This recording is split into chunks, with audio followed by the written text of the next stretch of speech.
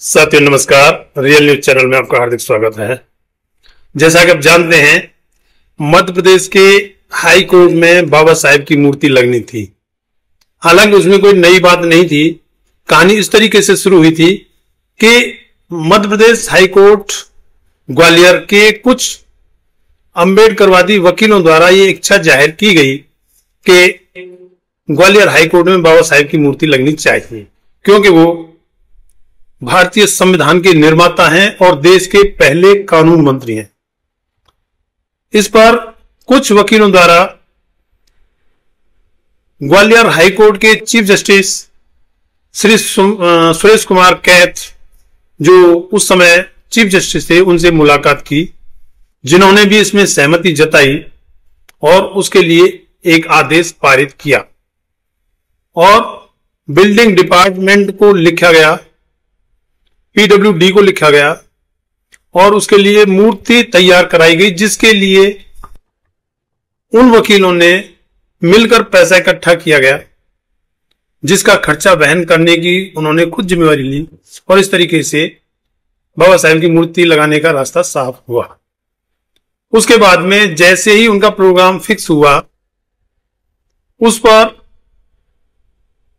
Chief justice Gwalior high court ने मध्य प्रदेश के राज्यपाल को आमंत्रित किया। उन्होंने अपनी सहमति दी और ये बाबा साहेब की मूर्ति ग्वालियर हाईकोर्ट में लगनी तय हो गई।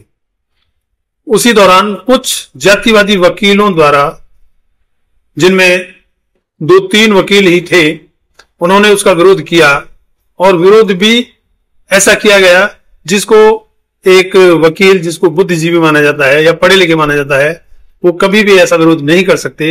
एक अनपढ़ या लेमैन द्वारा, जैसे जिन्हें कानून और सभ्यता की अकल ही ना हो, ऐसे लोगों द्वारा जो कृत्य किया जाता है, वो उन जातिवादी मनुवादी वकीलों द्वारा वो उसका विरोध किया गया।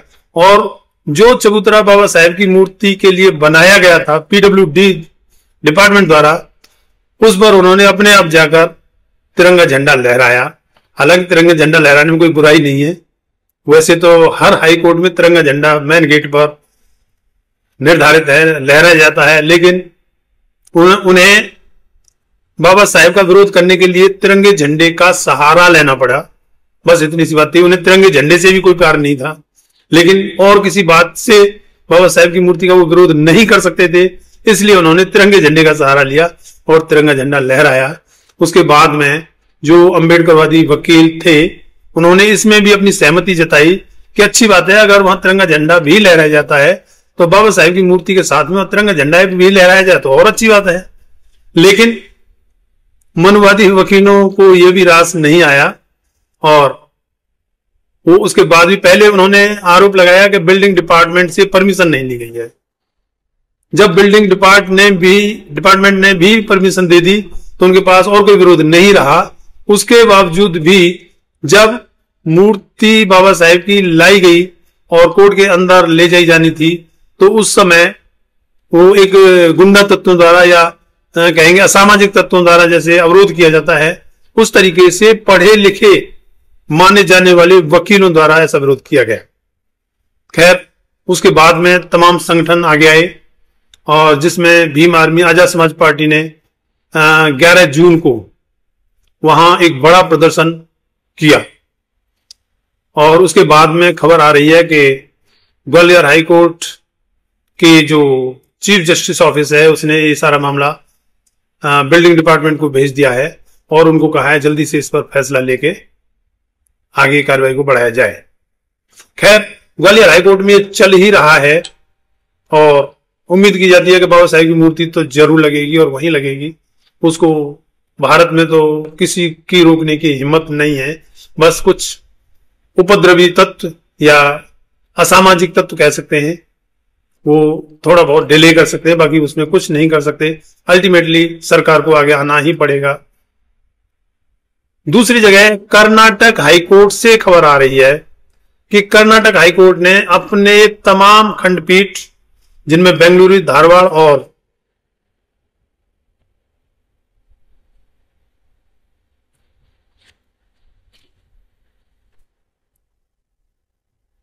कलबुर्ग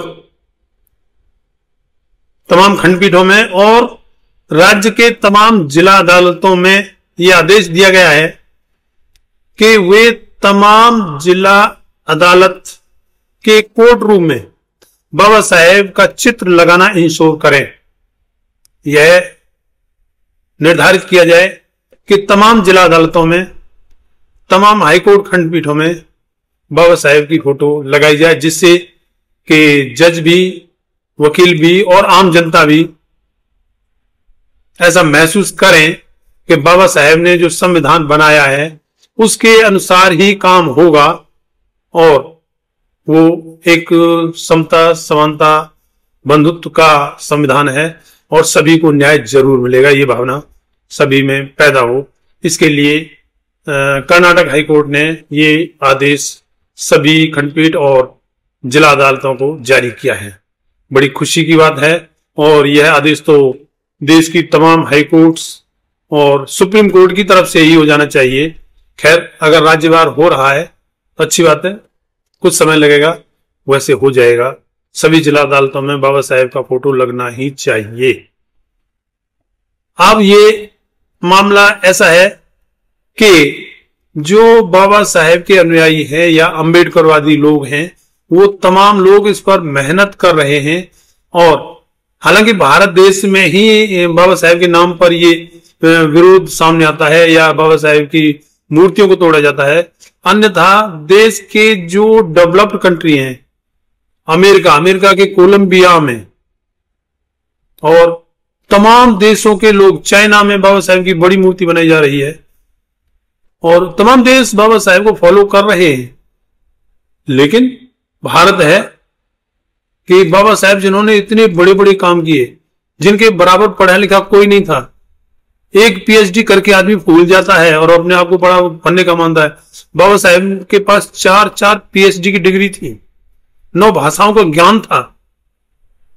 उन बाबा साहेब के ज्ञान पर ध्यान ना देते हुए और सिर्फ जाति के आधार पर भारत के कुछ मनवादी और जातिवादी जो तत्व हैं, जो अराजक लोग हैं, वो बाबा साहेब की मूर्ति का विरोध करते हैं। अन्यथा सभी देशों में बाबा साहेब की इतनी मान्यता है कि सब लोग उनको पूजते हैं, सब लोग उनके विचारों पर चलते हैं। तमाम देश बाबा साहेब के विचारों को अपने सिलेबस में पढ़ाते हैं। लेकिन भारत में बाबा साहेब के नाम से अराजक तत्वों को डर लगता है। उनको लगता है कि बाबा साहेब सबके लिए समानता का अधिकार चाहते थे और उन्होंने संविधान में प्रोविजन किया है और उनके अनुसार यही गलत है। वो अराजक तत्व, वो जातिवादी, मनवादी लोग, वो इसी बात को गलत मानते हैं कि सभी को बराबर का अधिकार क्यों दिया। हम लोग तो ऊंचे हैं। अरे ऊंचे क्या, तुम पहाड़ पर बैठे हो क्या? जब सब बराबर है, इंसान पैदा होते समय सभी एक जैसे होते हैं, उनको जैसे माहौल में रखा जाएगा उस तरीके का आदमी बन जाएगा वो। अगर एक आदमी बेशक जो ऊंची वो कहने वाले उनके यहां जन्म ले और उसको शिक्षा ना दी जाए तो वो जानवर जैसा ही तो बनेगा, या नीचे कहे जाने वाले लोगों के यहां जन्म ले और उसको उच्च शिक्षा दी जाए तो महान बनेगा। बाबा साहेब तभी तो महान थे जब उन्होंने इतनी शिक्षा ग्रहण की। बस ये बात मनुवादी, जातिवादी, अराजक तत्वों की समझ में नहीं आती है। खैर, धीरे धीरे आएगी।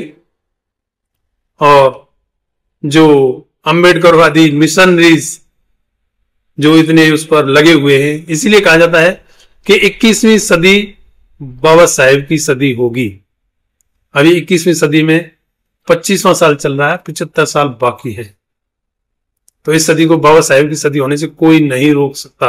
अभी कर्नाटक हाईकोर्ट के आदेश आए हैं, अभी अन्य कोर्टों के भी आएंगे, अन्य हाई कोर्टों के भी आदेश आएंगे। खैर, इस वीडियो में इतना ही। चैनल को सब्सक्राइब, वीडियो को लाइक, शेयर और कमेंट में इस बारे में अपनी राय जरूर दें। धन्यवाद। जय भीम।